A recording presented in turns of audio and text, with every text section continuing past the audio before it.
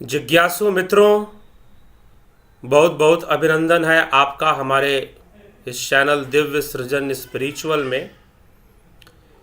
और प्रत्येक दिवस की भांति आज भी हम लाइव सेशन लेकर यहाँ उपस्थित हैं। जैसा कि आपको पता है, ईशावास्य उपनिषद पर यह चर्चा हमारी चल रही है और आज भी हम यह चर्चा लेकर आपके साथ यहाँ सामने उपस्थित हैं। तो आज की चर्चा का जो विषय है वह विषय क्या है? हिरण्यगर्भ रहस्य। ईशावास्य उपनिषद से यह विषय लिया गया है।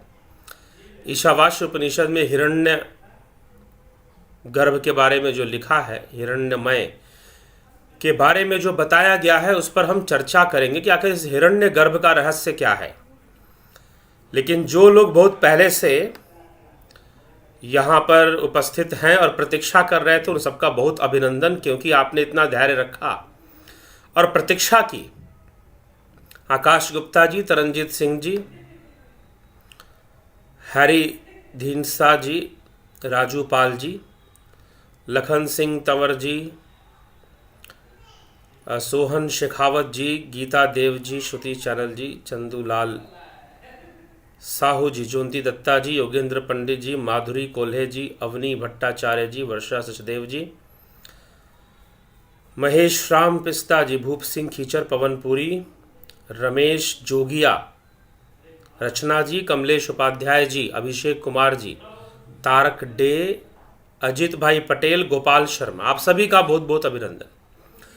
तो जिज्ञासुओं, थोड़ा सा हल्का सा विलंब हुआ, आ तो गए थे समय पर, ये कोई सॉफ्टवेयर प्रॉब्लम थोड़ा सा आ गया था। चलिए विषय पर हम अपने टॉपिक पर आते हैं और टॉपिक है हिरण्य गर्भ रहस्य क्या है। तो ईशावास्य उपनिषद के 15वें श्लोक में ऐसा वर्णन है। क्या वर्णन है? हिरण्यमयेन पात्रेण सत्यस्यापिहितं मुखम तत्वं पूषन्न पावृणु सत्यधर्माय दृष्टये। हिरण्यमय पात्रेण सत्यस्यापिहितं मुखम तत्वं पुषन्न पावृणु सत्यधर्माय दृष्टये। आदित्य मंडलस्थ ब्रह्म का मुख ज्योतिर्मय पात्र से ढका हुआ है।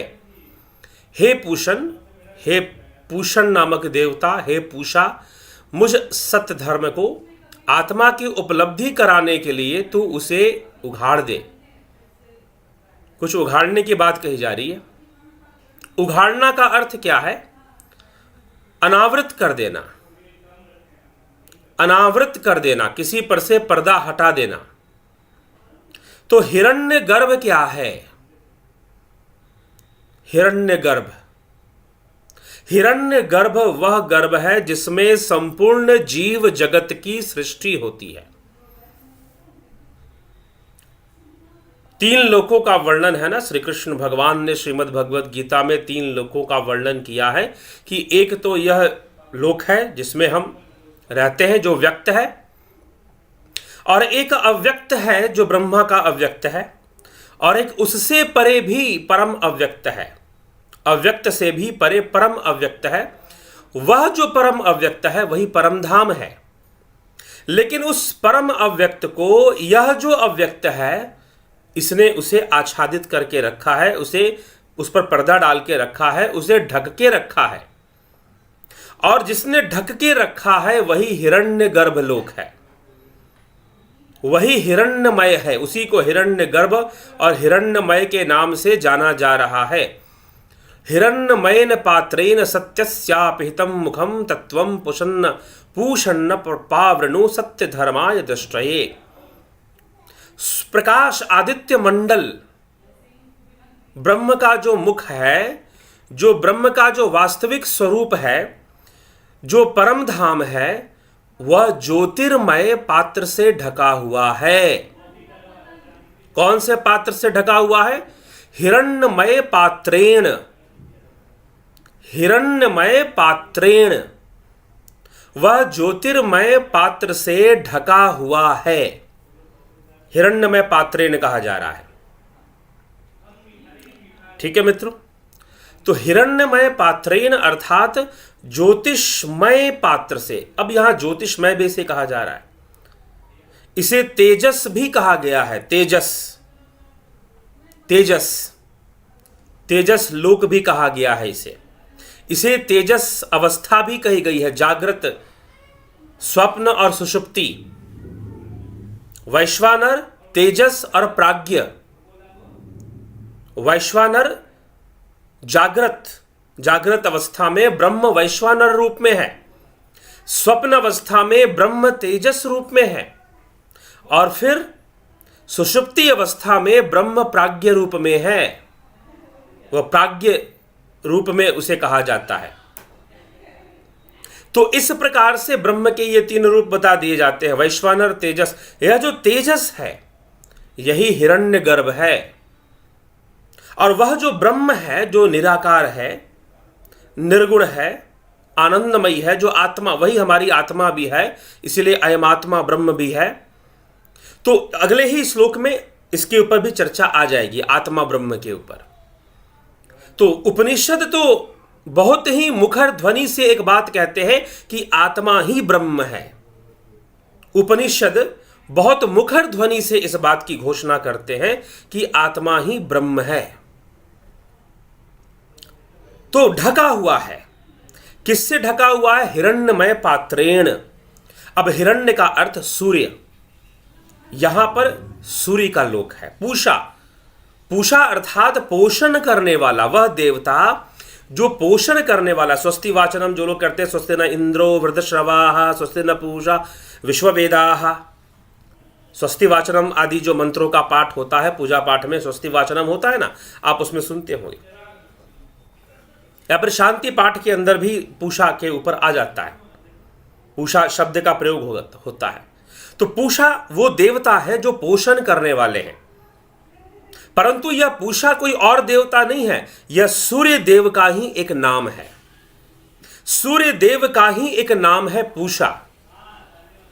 यमराज, यम भी एक देवता है, लेकिन यम भी सूर्य का ही नाम है। यम मतलब सृष्टि का नियमन करने वाला ही यम है। सृष्टि का नियमन करने वाला ही यम है।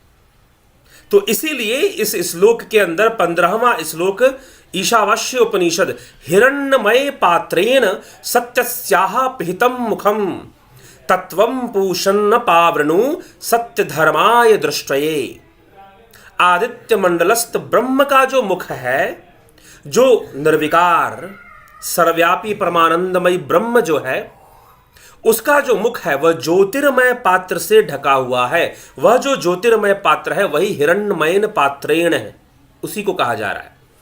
हे पूषण, हे पोषण करने वाले देवता पूषण, मुझ सत्य धर्मा को, मैं सत्य के मार्ग पर चलने वाला ब्रह्म का जिज्ञासु, मोक्ष हेतु मुमुक्षु, मुझ सत्य धर्मा को तत्वम पूषण पावृणु सत्य धर्माय दृष्टये। जो सत्य के मार्ग पर चलने वाले साधक लोग हैं, जो योगी हैं, आत्मा की उपलब्धि कराने के लिए तू उसे उघाड़ दे। तत्वम पूषण पावृणु, उसे अनावृत कर दे। अनावृत कर दे उसे। किसे अनावृत करना है? किसे अनावृत करना है? वह अनावृत किसे करना है?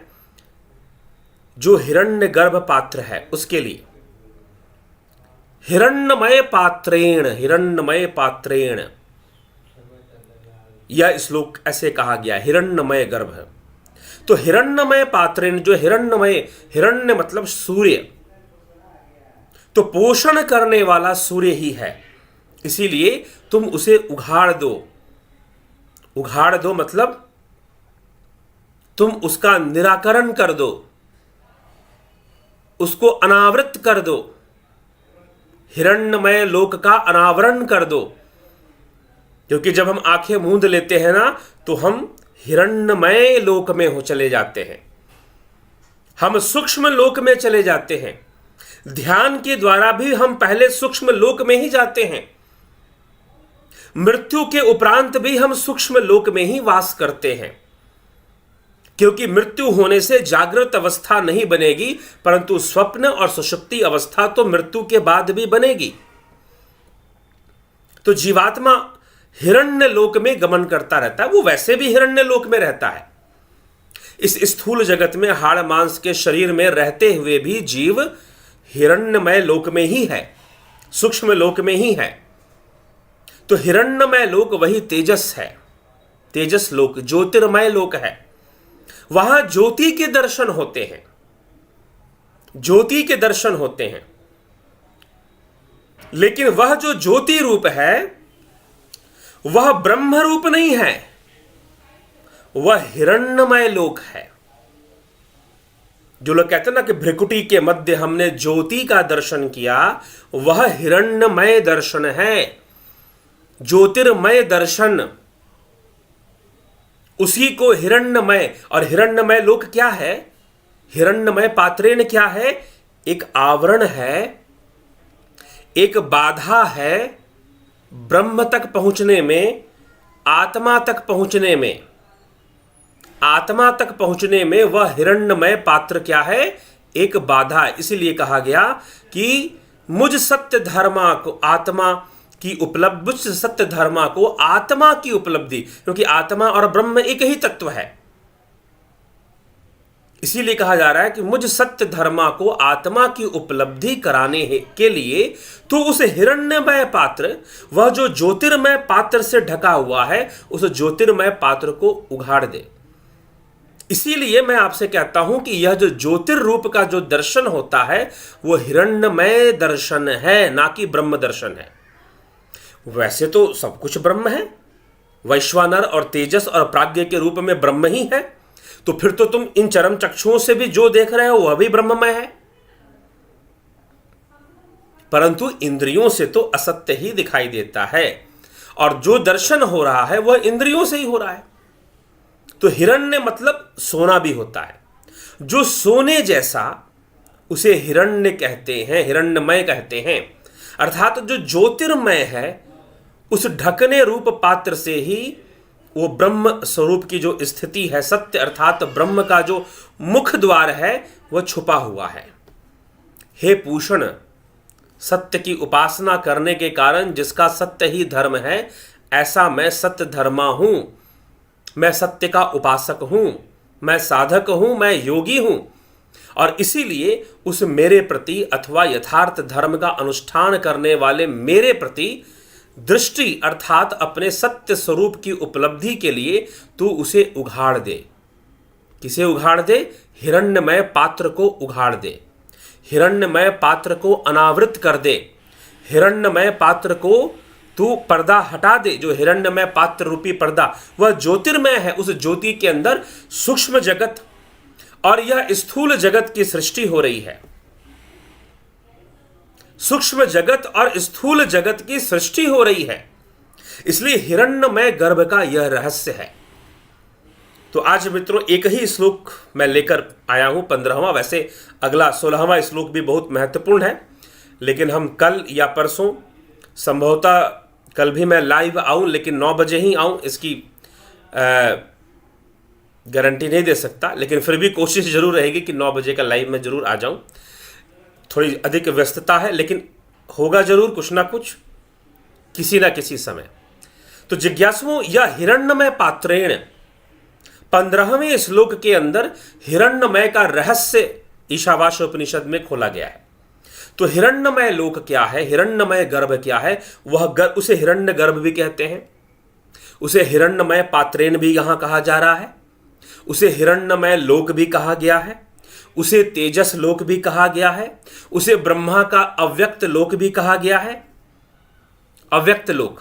लेकिन यहां पर सूर्य का अव्यक्त लोक माना जा रहा है, सूर्य का अव्यक्त रूप माना जा रहा है हिरण्यमय गर्भ। ठीक, तो इस प्रकार से हिरण्यमय गर्भ, उसमें किसका निर्माण होता है? जीव का निर्माण होता है। वहां जीव की सृष्टि होती है। कौन से जीव की? सूक्ष्म रूप में जीव की। उस जीव का विनाश नहीं होता, उस जीव की मुक्ति होती है, मोक्ष होता है। वह कब होता है? जब यह हिरण्यमय पात्र को उघाड़ दिया जाएगा। उस हिरण्यमय पात्र को जब उघाड़ दिया जाएगा, उघाड़ेगा कैसे? तो योग बल से, योग बल से उस देवता से, पूषण नामक देवता से, जो कि सूर्य देव का ही एक नाम है, पूषण। सूर्य देव का ही नाम है, उनसे प्रार्थना की जा रही है कि आप अपने लोक का जो पर्दा है उसे हटा लीजिए।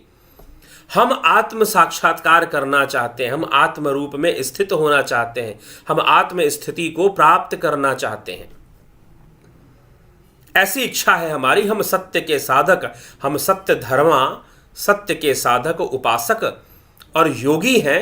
आप अपने इस हिरण्य पात्र को, हिरण्यमय पात्र का पर्दा हटा लीजिए। ऐसी प्रार्थना इस मंत्र में की जा रही है।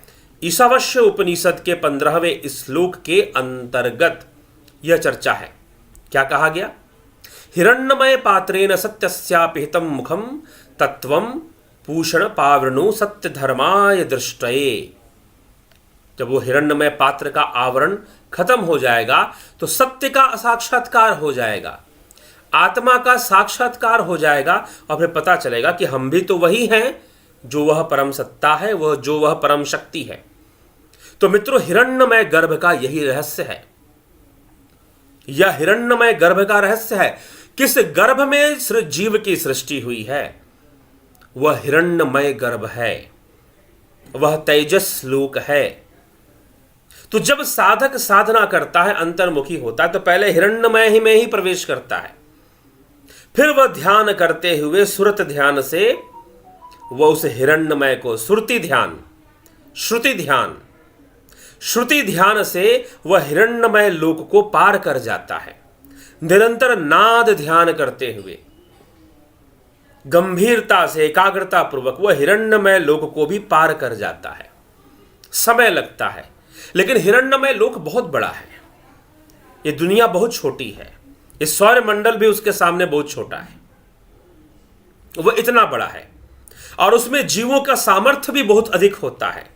यहां तो इंद्र शारीरिक स्थूल देह में बंधे होने के कारण आपकी सीमाएं निश्चित हैं और उसमें आसक्ति होने के कारण सीमाएं निश्चित हैं। लेकिन हिरण्य गर्भ में रहने वाला जीव तो चिंतन मात्र से ही कहीं भी पहुंच सकता है, कहीं भी जा सकता है। लेकिन सब नहीं, जो आसक्त है तो वो बार बार घूम फिरकर जन्म लेते रहते हैं, जन्म मरण के चक्कर में फंसे रहते हैं। लेकिन योगी हिरण्यमय लोक में गमन कर सकते हैं स्वतंत्रता से, अन्यथा बाकी जीव तो भटकते ही रहते हैं। आवश्यकता है योगी बनने की, सत्य की उपासना करने की, तो हिरण्य गर्भ का रहस्य प्रत्यक्ष हो जाएगा। वास्तव में हिरण्य गर्भ का जो रहस्य है वो प्रत्यक्षीकरण का विषय है, वह मात्र सुन लेने या पढ़ लेने का विषय नहीं है। और जो लोग सही से साधना ध्यान आदि करते हैं वो बहुत बेहतर तरीके से सूक्ष्म लोक को समझते हैं, जानते हैं। यह भी समझते हैं कि वहां चीजें कैसे काम करती हैं। तो यह सब अनुभव का विषय है। तो योग और जो अनुभव कर सकता है वही वास्तव में सही तरीके से आपको बता भी सकता है, समझा भी सकता है। तो वह हिरण्यमय लोक है, वह हिरण्य गर्भ लोक है। उस हिरण्य गर्भ लोक ने ही वास्तविक बंधन उस हिरण्य गर्भ लोक में है। शरीर के नष्ट होने पर भी आपके जो कर्म, संस्कार, आदतें, जो कुछ भी है, वृत्तियां, वो उसी लोक में वास करती हैं। इसलिए जीव उसी लोक में भटकता रहता है, हिरण्यमय लोक में, और फिर उसी लोक से शरीर में आता रहता है, फिर शरीर त्याग उसी में रहता है, फिर शरीर में आता है। लेकिन मोक्ष हो जाने पर, संपूर्ण अनावरण हो जाने पर, हिरण्यमय पात्र को उघाड़ देने पर, उसका छेदन हो जाने से, उसका भेदन हो जाने से सारी समस्या का समाधान हो जाता है और आत्म स्थिति बन जाती है। आत्मा का भी साक्षात्कार हो जाता है, ब्रह्म का साक्षात्कार हो जाता है, क्योंकि आत्मा ब्रह्म में कोई भेद ना है, आत्मा और ब्रह्म में कोई भेद नहीं है। तो मित्रों, यही हिरण्यमय पात्र का रहस्य है, हिरण्यमय गर्भ का रहस्य है। आइए आपके कमेंट्स पर चलते हैं। तरनजीत सिंह जी, प्रणाम गुरु जी। योग साधना से जो हमारे जन्मों जन्मों के संचित कर्म हैं, जो प्रारब्ध है, उनका नाश करने के लिए ही योग साधना की जाती है। अवश्य, बिल्कुल, वृत्तियों के नाश के लिए, वृत्तियों के निरोध के लिए। गुरुजी, पाखंड को कैसे पहचान हो सकती है? सत्य को जानोगे तो पाखंड की पहचान हो जाएगी। शास्त्रों का सही से ज्ञान रखोगे तो पाखंड की पहचान हो जाएगी। शास्त्रों के अंदर तत्व ज्ञान को कैसे समझाया गया है, सांख्य शास्त्र के अंदर, योग के अंदर, अगर सही से जानोगे तो तत्व ज्ञान पर जिनका बाजार चल रहा है पहचान पाओगे कि तत्व ज्ञान की मार्केटिंग कर रहे हैं ये लोग झूठ बोलकर। किसी भी क्रिया को तत्व ज्ञान बोल देंगे, एक मंत्र देकर बोल देंगे तुमको तत्व ज्ञान दे दिया। झूठ बोलकर जो तत्व ज्ञान की मार्केटिंग कर रहे हैं उनका भंडाफोड़ हो जाएगा। इसलिए शास्त्र ज्ञान जरूरी है, नहीं तो नहीं समझ पाओगे ब्रह्म की अवस्था क्या, तत्व की अवस्था क्या। ठीक, अभी पीछे कल ही मैंने चर्चा की कि कोई विशेष प्रकार से भगवान का दर्शन हो जाना तत्व ज्ञान है। तो सांख्य में जो तत्व ज्ञान लिखा गया है वो शायद गलत है, और जो आजकल के बाबा जी लोग तत्व ज्ञान दे देते हैं वो सही हो जाएगा फिर तो इसीलिए मित्रों इस चैनल पर जो हम चर्चा करते हैं वो षड दर्शन परंपरा का आधार लेकर करते हैं। षड दर्शन, ठीक, जो 6 शास्त्र हैं हमारे, सांख्य, योग, मीमांसा, वेदांत, न्याय, वैशेषिक, उसके आधार पर तत्व ज्ञान सांख्य का विषय है। सांख्य का विषय है तो निश्चय ही उसके अनुसार ही तत्व ज्ञान को समझकर करना चाहिए। जब सही तरीके से, अच्छा प्रश्न किया है आकाश गुप्ता जी ने, किसी दिन इस पर बोलेंगे, इसी विषय को ही लेकर आ जाएंगे, पाखंड को कैसे पहचाना जाए। बहुत अच्छा विषय दिया है आपने। ठीक, तो शास्त्रों से ही हमें समझ में आएगा। चलिए गुरुजी, ध्यान की अवस्था कौन कौन सी होती है जो हमें पता चल सके, जो मैं कौन अवस्था में हूं करने से? योग साधना करनी पड़ेगी ना, और पतंजलि को ही फॉलो कीजिए योग साधना के लिए, पतंजलि को ही फॉलो कीजिए। हैरी धिंसा जी कुछ लिख रहे हैं, पंजाबी भाषा में लिखा है और मुझे पंजाबी सही से पढ़ने नहीं आती, कुछ कुछ अक्षर पकड़ पाता हूं, ज़्यादा नहीं पकड़ पाता है, इसलिए कृपया करके गालियां भी दे देंगे तो मुझे समझ में ना आने वाला। ठीक है जी, चलो बाद में पता करेंगे क्या लिखा है। आगे देखते हैं। राजू पाल जी, तत्सत गुरु जी, प्रणाम। ठीक है, आपके प्रश्न। प्रभु जी, कोटि कोटि प्रणाम। मेरा ये प्रश्न है गायत्री ओली जी कि व्यक्ति अपने इष्ट के बारे में कैसे जाने कि उसका इष्ट कौन है, कृपा करके बताने का कार्य करें। देखिए, ब्रह्म सबका इष्ट है, ब्रह्म ही सबका इष्ट है, सारे देवता भी ब्रह्म के ही स्वरूप हैं, ब्रह्म के ही प्रतिनिधित्व करते हैं। तो यह भी एक है, वैसे तो इष्ट है, लेकिन फिर भी अगर आप इष्ट देवता के बारे में जानना कैसे चाहिए, तो मैं आपको इसका यही सलाह दूंगा कि आप अपने इष्ट देवता के बारे में कैसे जानेंगे।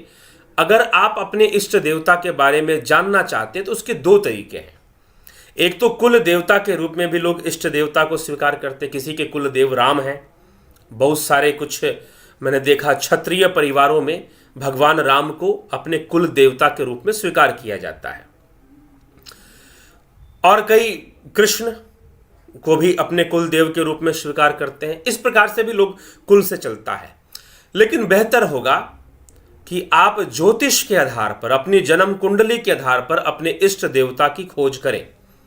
लेकिन जन्म कुंडली के आधार पर आपका इष्ट देव कौन होगा यह कोई जानकार व्यक्ति से ही पूछे, ऐसे सामान्य रूप में नहीं कि भाई लग्न की जो राशि है उसका देवता इष्ट हो जाएगा, या त्रिकोण से जो देवता निकल रहा है उसका देवता इष्ट हो जाएगा। जी नहीं, सब कुछ देखकर कौन सी राशि, कौन सा ग्रह मारक हो सकता है, और उस मारक को शांत करने के लिए जिस देवता की पूजा करनी चाहिए वह देवता इष्ट होगा, वह देवता इष्ट होगा। ठीक है, तो वह एक उसका एक विषय है, और कैसे साधना करनी चाहिए, उसकी उपासना किस प्रकार से करनी चाहिए वो भी सही तरीके से जानना चाहिए। तो अगर आप इष्ट देवता, ठीक है, संसार में रहने के लिए ज्योतिष जैसी विद्याएं और कई चीज़ों को जानना सहायक ही है, साधना मार्ग पर भी सहायक है। अगर आपका उद्देश्य पवित्र है तो, उद्देश्य सही है तो साधना मार्ग पर भी ज्योतिष का ज्ञान सहायक होता है। परंतु जिसकी दिशा गलत होगी तो दशा तो अपने आप गलत हो जाएगी बाद में चलकर। तो अपनी डायरेक्शन सही रखिए तो फिर सब सही है। तो इष्ट देव को मेरी सलाह, मेरी व्यक्तिगत सलाह है, ज्योतिष से जानना चाहिए। और अगर आप कुछ ऐसा विश्लेषण या करना या करवाना चाहते हैं तो संपर्क कर सकते हैं। अविलिम्बाशिया जी, श्री हरि के लोक में हम सदैव के लिए रह सकते हैं जी। श्री हरि के लोक में, अब श्री हरि का लोक से आप क्या समझते हैं, क्या समझते हैं? यहाँ पर अगर आप हिरण्यमय लोक को श्री हरि का लोक समझते हैं तो वहां तो आप हैं ही, जीव रूप में आप वहां हैं। लेकिन मोक्ष हो जाने पर आप ब्रह्म परम धाम में आप रहते ही नहीं हैं। आप रहते ही नहीं हैं, फिर आप तो लय कर जाते हैं। ठीक, तो ये समझ लीजिए, यही मैं यहां पे कहना चाहूंगा। गोपाल शर्मा जी, गुरु जी क्या नाद का उद्गम भी हिरण्यगर्भ से ही होता है? बिल्कुल, हिरण्यगर्भ से ही होता है, लेकिन वह सहायक है हिरण्यगर्भ को पार करने में। ठीक, ब्रह्म तक पहुंचने के लिए जो बाधा है वो अभी कीलक है क्या? हाँ, कीलक शब्द का प्रयोग बाधाओं के लिए ही होता है। कहा गया है। जगत नारायण जी, प्रवीण कुमार जी, प्राज्ञ क्या है? प्राज्ञ लोक है, सुषुप्ति अवस्था है प्राज्ञ। ठीक, उस प्राज्ञ लोक है, सुषुप्ति अवस्था में जो स्थिति बनती है वह प्राज्ञ लोक है। नियर डेथ एक्सपीरियंस कहा जाता है जीवात्मा। नियर जी, बात समझ में नहीं आई। अवनी भट्टाचार्य जी क्या कह रहे हैं कि नियर डेथ एक्सपीरियंस कहा जाता है जीवात्मा। डेथ एक्सपीरियंस में भी अपने हिरण्यगर्भ लोक में ही वो अनुभव करता है। सूर्य को भी हिरण्यगर्भ कहा है। यस, बिल्कुल सही कहा है जी, अवश्य कहा है। सूर्य, हिरण्य शब्द का प्रयोग ही सूर्य के लिए है। तो सूर्य के तेज से ही तो सब चल रहा है ना, सूक्ष्म लोक। तो सूक्ष्म रूप में अग्नि का वास है वहां पर। ये जितने भी तत्व है, पंचभूत है, वह सूक्ष्म रूप में है, पंचीकरण से स्थूल हो जाते हैं। पंचीकरण का सिद्धांत वेदांत दर्शन, अद्वैत वेदांत में, वेदांत दर्शन में पंचीकरण का सिद्धांत आता है, जिसमें कि जो सूक्ष्म तत्व हैं, सूक्ष्म भूत हैं, वह स्थूल रूप धारण कर लेते हैं। ठीक, हाँ, तो सूर्य को भी हिरण। ठीक है जी, गुरु जी सुरति ध्यान करने की विधि बतलाने की अनुकंपा करे। सुरति ध्यान, ये यहाँ पर ऐसा विषय नहीं है कि इसको ऐसे ही कोई विधि बता दे हम। ठीक है जी, कोई छोटी मोटी चीज़ नहीं है, एक प्रक्रिया है। प्रक्रिया से गुजरने के बाद ही यह सुरति ध्यान हो पाती है। तो इसीलिए प्रक्रिया, यह जो जुपिटर मेंबरशिप, सन मेंबरशिप की साधनाएं हैं, वह उसी उद्देश्य से हैं, उसका पालन कर। तो आसन प्राणायाम से शुरू होगा अभ्यास। ठीक, तो अभ्यास शुरू करने के लिए आसन प्राणायाम से ही शुरू करना चाहिए, फिर जाकर प्रत्याहार, धारणा, ध्यान, समाधि की ओर यही प्रक्रिया अपनाना चाहिए जो अष्टांग योग में बताया गया। चलिए आगे चलते हैं। रचना जी क्या कह रही है? सजगता बढ़ने के स्वप्न से स्वप्न और सुषुप्ति पर भी प्रभाव पड़ता है। सजगता, होश मात्र का निरंतर अभ्यास काफी है क्या जागृत, स्वप्न और सुषुप्ति तीनों स्थितियों में? जी हाँ, होश मात्र नहीं, ध्यान, विधि पूर्वक ध्यान करना चाहिए। सजगता अपने आप आ जाएगी, सजगता अपने आप विकसित हो जाएगी। आप सही तरीके से, आपको जो साधना बतलाई गई है उसे सही तरीके से करें, फिर स्वप्न में भी सजगता आ जाएगी। रचना जी हमारी मेंबर हैं, ठीक है, प्रश्न जिन्होंने किया है इस चैनल के सन मेंबरशिप के अंतर्गत है, जुपिटर के अंतर्गत है, क्षमा करें। तो तरनजीत सिंह जी, किसी महात्मा ने बताया कि संचित कर्मों को तो भोगना ही पड़ेगा, तो मेरे मन में आया कि गुरुजी फिर साधना करने के फायदे क्या हैं? अगर साधना से कर्मों को नाश नहीं होगा तो फिर भोगते रहो, नाश जरूर होगा। क्यों नहीं होगा जी? ये किसने कहा कि भोगना ही पड़ेगा? साधना से उनका निर्मूलन हो जाता है। यही तो भगवान श्री कृष्ण ने कहा है अर्जुन से, यथे धांसी समिधोर अग्नि भस्मसात कुरते अर्जुन ज्ञान अग्नि सर्व कर्माणि भस्मसात कुरते तथा। यथे धांसी समिधोर अग्नि भस्मसात कुरते अर्जुन, कि जिस प्रकार से समिधा अग्नि में भस्म होती है उसी प्रकार से ज्ञान अग्नि में सर्व कर्माणि, ज्ञान अग्नि सर्व कर्माणि भस्मसात कुरते तथा, कि ज्ञान अग्नि में सारे कर्मों का भस्म होता है। यस्व सर्वे समारंभा काम संकल्प वर्जिता ज्ञान अग्नि दग्ध कर्मानु तमाहु पंडितम बुधा। तो साधना रूपी जो अग्नि है उसमें सारे कर्मों का भस्म भी होता है, तो वह कर्मों का निर्मूलन हो जाता है, उनका अनावरण होता है, जीव को मुक्ति की ओर बढ़ता है। अगर मान लीजिए कि संचित नहीं, प्रारब्ध का फल हम भोगते हैं, संचित तो जो स्टोर्ड है, हम प्रारब्ध का फल भोगते हैं, संचित ही प्रारब्ध बनकर आता है। तो जो प्रारब्ध का जो हम फल भोगते हैं उसमें भी फर्क आ जाएगा, भोगने में अंतर आ जाएगा। ज्ञानी भोगे ज्ञान से, अज्ञानी भोगे रो रो कर, बहुत फर्क पड़ जाता है, बहुत फर्क पड़ जाता है। ठीक है, तो आएगा तो जरूर, भोगना तो है, लेकिन भोगने में बहुत डिफरेंस हो जाएगा। जैसे कि ना एक धारदार चाकू है, छुरी है, अगर आपको लगा दी जाए, हल्का सा छू दिया जाए तो कट जाएगा, लेकिन अगर धार कुंठित हो जाए, लगाओ भी तो नहीं कटेगा। तो वह दुख आएगा भी, लेकिन वो इतनी गहराई में आपको नुकसान नहीं पहुंचाएगा। ठीक, तो ये सबसे बड़ी बात है। नहीं तो होता क्या है कि मनुष्य के जीवन में दुख इतना सा हुआ, नुकसान इतना सा हुआ, लेकिन इतने से नुकसान के गम में अपना नुकसान बढ़ा लेता है, नुकसान को बहुत बड़ा कर लेगा, फिर उस नुकसान के गम में, डिप्रेशन में, फ्रस्ट्रेशन में। चलिए, जयंती दत्ता जी, गुरु जी, भक्त को जब ईश्वर प्रसन्न होकर ईश्वर तत्व का ज्ञान दे दिया, तब भक्त के लिए जीवन में, इस संसार में ईश्वर तत्व को प्रतिष्ठा करने के अलावा और दूसरा क्या लक्ष्य हो सकता? कुछ नहीं, तत्व ज्ञान ही, तत्व का ज्ञान दे दिया। देखिए, तत्व का जो ज्ञान है ना, एक बात मैं मित्रों और बता रहा हूं, समझ लीजिएगा उसको, क्योंकि तत्व ज्ञान के नाम पर बहुत कुछ गलत चलता है, इसलिए बता रहा हूं। तत्व ज्ञान कोई ऐसा विषय नहीं है कि कोई झटके में आपको दे देगा, कोई झटके में कहे कि भाई नहीं जी, हम 2 मिनट में तुम्हें तत्व ज्ञान दे देते, नहीं। हाँ, साधना के मार्ग पर लगाया जा सकता है। किसी को साधना के मार्ग पर तुरंत 2 घंटा आपको सिखाया कि भाई ऐसे ऐसे करो, हालांकि मेरे लिए तो अगर मुझे ट्रेनिंग देनी हो तो 2 घंटा नहीं, लंबा टाइम मैं लेता हूं, ताकि जल्दबाजी नहीं, एक एक चीजें, कॉन्सेप्ट्स क्लियर हो जाए। ठीक है, साधना के, तभी जाकर लाभ पूरा मिलेगा। नहीं तो जल्दबाजी में, चेला बनाने के चक्कर में, भीड़ इकट्ठा करने के चक्कर में बाबा जी लोग बहुत कुछ कर देते हैं। ठीक है, जल्दबाजी में कि बन जा शिष्य मेरा, कैसे भी कुएं का मेंढक बन जल्दी से।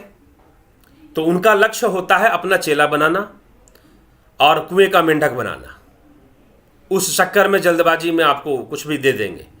लेकिन तत्व ज्ञान कोई ऐसा विषय नहीं है कि झटके में आपको मिल जाए, शनय शनय समझ में आता है, शनय शनय तत्वों का साक्षात्कार होता है, और फिर परम तत्व को कोई जान पाता है।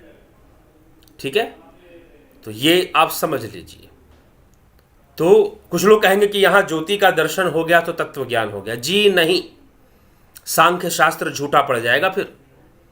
अगर यहां ज्योति का दर्शन कर कर मात्र उतना में ही तत्व ज्ञान हो जाएगा, नहीं, तत्व ज्ञान और भी बहुत कुछ है। हाँ, ज्योति का दर्शन होना अच्छी बात है, कि दिव्य अनुभूति है, निश्चय रूप से एक डिवाइन एक्सपीरियंस है वो, लेकिन मात्र उतना ही तत्व ज्ञान नहीं, वो भी मार्ग का एक विषय है, तत्व ज्ञान के मार्ग में मिलने वाला एक विषय है। अभी तो बहुत लंबी यात्रा तय करनी है, फिर तत्वों को हम समझेंगे। पंचभूत क्या है, मन क्या है, बुद्धि क्या है, चित्त क्या है, अहंकार क्या है, इंद्रियां क्या है, साधना से ही समझ में आती है ये सारी चीजें क्या है। ठीक, ध्यान कब करना चाहिए, कल ही बताया जी, कल के वीडियो में तो यही चर्चा हुई, ध्यान कब करना चाहिए। सुनिए उस वीडियो को। ध्यान करने से पहले क्या करना चाहिए? प्राणायाम करना चाहिए, सीधा बैठकर आसन कर कर थोड़ा सा प्राणायाम भी क्या होता है उसको भी समझे जाकर। योग शास्त्र में आजकल लोग कपालभाति और इन क्रियाओं को ही प्राणायाम कहते हैं। तो ये क्रियाएं हैं, लेकिन ये प्राणायाम से संबंधित हैं, प्राणायाम के लिए हैं, ये खुद में प्राणायाम नहीं है। ठीक है, प्राणों का नियमन ही तो प्राणायाम है। तो उसके यौगिक क्रियाएं करनी चाहिए। ध्यान करने के पहले एकाग्रता विकसित होती है, ध्यान मुद्रा लगाकर बैठना चाहिए। हैरी धिंसा जी, जोगिंदर सिंह रोरेवाला, संगरूर पंजाब, महाराज जी नमो नमः जी। आपको भी नमो नमः जी। अमित बिष्ट जी, सूर्य विज्ञान का बताएं विस्तार से। ठीक, हैरी धिंसदा जी, ठीक है जी। आप ही ने लिखा था ऊपर पंजाबी में, क्षमा करें अगर मैंने कुछ गलत बोल दिया हो तो। ठीक है, अच्छी बात है, कोशिश करें हिंदी अंग्रेजी में लिखें। और ठीक है, बहुत बहुत स्वागत है हैरी धिंसा जी आपका। अमित बिष्ट जी, सूर्य विज्ञान बताएं विस्तार से, उसे कैसे प्राप्त कर सकते हैं।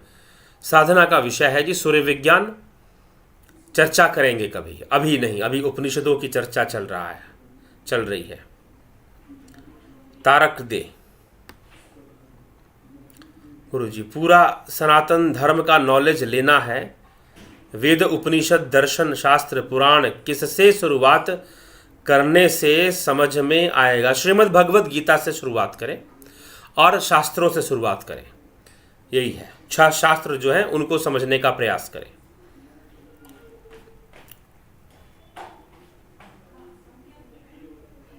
गुरुजी आपने तत्व ज्ञान प्राप्त, क्या मैं बता दूंगा, फिर वही बात मैं बता दूंगा तो मान लोगे।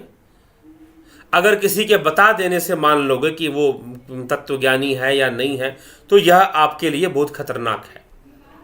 ऐसा प्रैक्टिस ना करें कि कोई आपसे कहोगे कि भाई आपने को ब्रह्म ज्ञान मिला है, क्या आप बता दीजिए। तो क्या ऐसी घोषणा कर देने से आप कह दो ब्रह्म ज्ञानी मान लोगे किसी को, या तत्वज्ञानी मान लोगे किसी को? कहने की आवश्यकता नहीं पड़ती। मित्र, आप सुन रहे हैं, आप मेरी वीडियो सुनिए। अगर आपको लगता है तो ठीक है, नहीं लगता है तो नो प्रॉब्लम। लेकिन मैं यहां पर एक डायलॉग बोल जाऊंगा कि मुझे तत्व ज्ञान है, तो क्या आप मान लेंगे? मान लेंगे तो यह प्रैक्टिस, यह इस तरह का अभ्यास आपके लिए बहुत घातक है। बस इतना ही कहूंगा। आप सुनिए, वीडियो सुनिए, चैनल पर जानिए और शास्त्रों के अनुसार तत्व ज्ञान किसे कहते हैं उस पर आप चर्चा कीजिए। जागृत अवस्था में नाद सुन पाना, जागृत अवस्था के साथ साथ हिरण्यगर्भ को भी स्पष्ट अनुभव करना है क्या? जी बिल्कुल। हिरण्यगर्भ को देखिए, मात्र उतना ही नहीं है, वैसे भी आप हिरण्यगर्भ लोक में ही हैं। जीव की स्थिति हिरण्यगर्भ लोक में ही होती है। वो वहीं से स्थूल देह पर अपना नियंत्रण करता है, स्थूल देह में आसक्त होता है, बंधन में आता है। ठीक, वहीं से बंधन में आता है। उस परम तत्व की अनुभूति कैसे संभव है? मार्गदर्शन करें। योग से संभव है, योग से संभव है, निधिध्यासन से संभव है। ठीक, हाँ, तो यह समझ ले। हिरण्यगर्भ सूत्र का वर्णन करें, हो गया जी। इस पर आधार पर ज्ञान मूर्ति मिश्रा जी, आज उपनिषदों के आधार पर यह चर्चा थी, तो हमने उपनिषद के आधार पर ये इस श्लोक को हिरण्यमय पात्रेण सत्यस्य पिहितम मुखम तत्वम पोषण पावृणु सत्य धर्माय दृष्टये, इस पर चर्चा हो चुकी है। हिरण्यगर्भ सूत्र पर आप अलग से चर्चा चाहते हैं तो कभी आएगा। अभी ये ईशावास्य उपनिषद की व्याख्या चल रही है, उस पर चर्चा चल रही है। लेकिन मित्रों, हो सकता है कि कल के दिवस किसी और विषय पर चर्चा हम करें।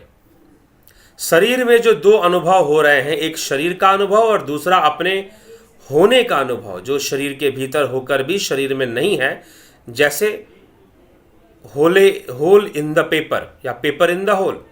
ठीक है, तो जी hole in the paper, paper in the hole को छोड़ दीजिए। शरीर में जो दो अनुभव हो रहे हैं, शरीर का अनुभव और एक दूसरा अपने होने का अनुभव, जी हाँ, वह हिरण्यगर्भ लोक में है, वह जीवात्मा की स्थिति। शरीर हमसे अलग ही है, हम शरीर नहीं है, यह शरीर तो नश्वर ही है और नष्ट ही हो जाएगा, जल जाएगा, भस्म हो जाएगा। ध्यान में ये अनुभव स्पष्ट दिखाई दे रहे हैं। बहुत अच्छी बात है भाऊ साहेब भूसे जी, जिन्होंने अभी ये प्रश्न किया। ठीक,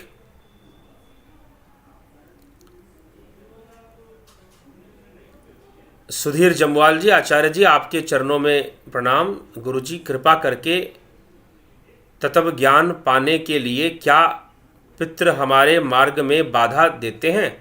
ना ना, ऐसा कोई बात नहीं, ऐसा कुछ नहीं। देखिए, जितनी भी बाधाएं हैं वो हमारे अपने ही कर्मों से हैं। पितृ क्यों बाधा देंगे? पितृ नहीं बाधा देते। हाँ, अगर आपने प्रेतों को ही पितृ मान लिया है तो बात अलग है। ठीक है, यह एक अलग विषय ही है। सुधीर जमवाल जी, पितरों का पितृ बाधा नहीं देते। हाँ, हमारे कर्म संस्कार तो बाधा होते ही होते हैं, हमारी वृत्तियां बाधा रूप में होती ही होती हैं। ठीक, लेकिन उसके लिए पितरों को ही दोषी देना, ऐसी बात नहीं है। अमित बिष्ट जी, गुरु जी जब मैं ध्यान करता हूं तो उस समय क्या बात को ध्यान रखूं, ताकि ध्यान इस बात का ध्यान रखिए कि कोई बात मन में ना आए, कोई विचार मन में ना आए। कम से कम विचारों को प्राप्त कीजिए, वैचारिक अवस्था से ऊपर उठिए। ठीक, विचारों की चंचलता से ऊपर उठ जाइए तो ध्यान अच्छे से होगा। ठीक, बहुत अच्छा प्रश्न है, लेकिन कोई बात ध्यान में मत रखिए। ऐसा ध्यान कीजिए कि कोई बात रहे ही ना, निर्विचार हो जाइए। निर्विचार निर्विचार हो जाएंगे तब। प्रशांत सिंह जी, मांडुक्य कारिका कब से गुरु जी? देखिए, मांडुक्य उपनिषद पर व्याख्या हो रखी है, ईशावास्य उपनिषद पे चर्चा चल रही है, उसमें भी मांडुक्य उपनिषद और मांडुक्य कारिका को उसके साथ ही ले लेंगे। मांडुक्य कारिका को उसके साथ ही ले लेंगे। ठीक, जब मांडुक्य उपनिषद पे चर्चा आएगी तो, क्योंकि मांडुक्य कारिका है क्या? योगी गौड़पाद जी के द्वारा मांडुक्य उपनिषद का विस्तार, एक्सटेंशन ही मांडुक्य कारिका है, जो कि आदि गुरु शंकराचार्य के गुरु के भी गुरु थे, योगी गौड़पाद, उनके द्वारा लिखी गई है मांडुक्य कारिका। अच्छा ग्रंथ है, कई रहस्य उसमें प्रकट हुए, चर्चा होगी।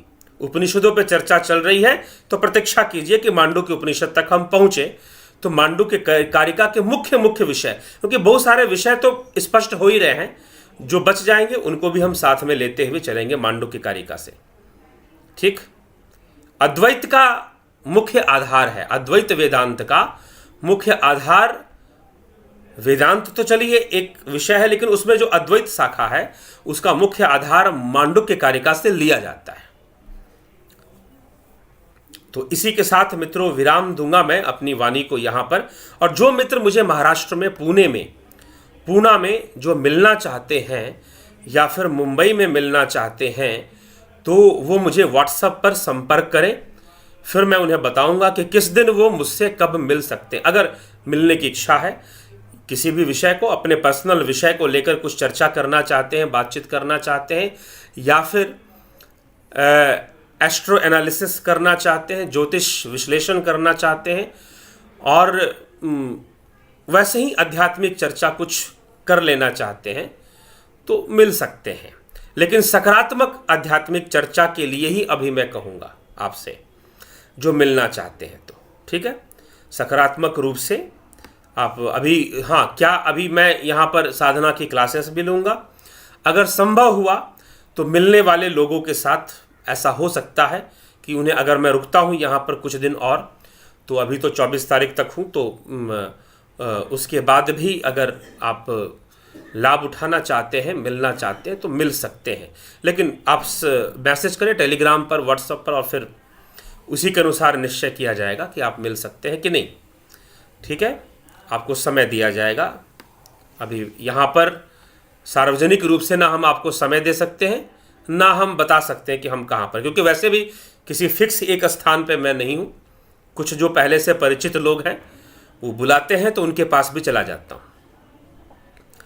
तो ठीक है, इसी के साथ मित्रों आज के वाणी को यहाँ विराम देता हूँ। बहुत बहुत आभार आप सभी का जुड़ने के लिए, बने रहने के लिए। इसी प्रकार से चैनल को शेयर कर दिया करें, वीडियोस को भी शेयर किया करें, सब्सक्राइब किया करें।